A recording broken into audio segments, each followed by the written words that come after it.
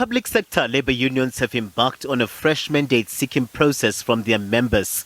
This after government tabled a revised offer of 5% from the initial 4.7%. The medium-term budget policy statement tabled last year makes provision for a 4.7% salary increase for public servants. The parties met for the first time in 2025 to resume talks in a marathon engagement at the Public Service Coordinating Bargaining Council facilitated by the CCMA. Lisiba Tubakale is with the SA Policing Union. Their offer on the cost of living adjustment, COLA, it is now at 5%. And then they are looking for a multi-term agreement for a period of 3 years. And for the coming 2 years, the outer years, the employer tabled a CPI or inflation percentage for the 2 outer years in terms of that. And they also touched on other issues like your housing. There's improvement on housing.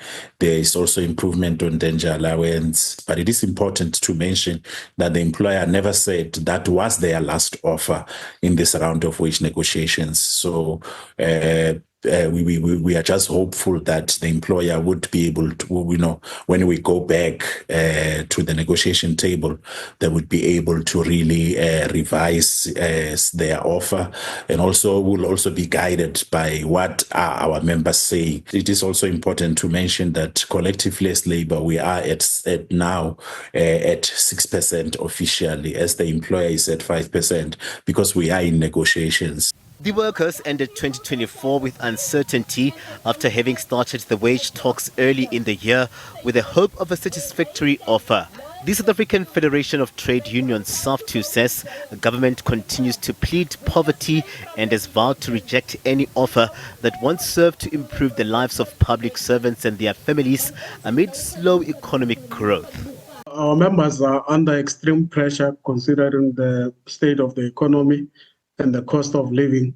And our wish was to try and fast track this wage negotiations so that these increases can give some form of relief to the public servants.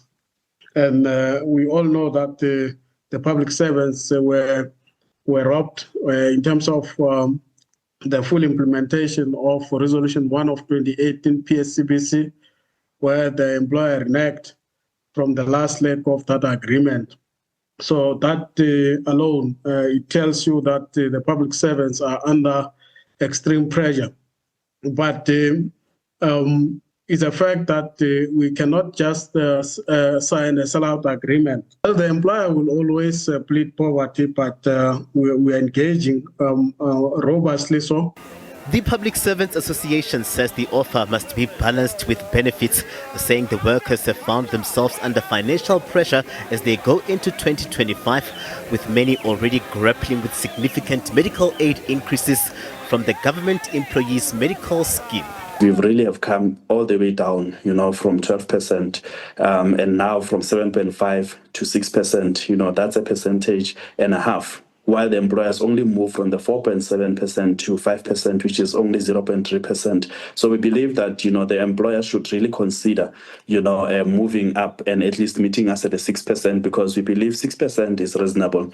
And of course, this is informed by a number of things, especially now because we are aware of the medical aid for public servants that has gone up by 13.4%. And that has seriously impacted on our members, and it has really, affected their net income. The unions are looking to conclude the process ahead of the anticipated 2025 budget speech.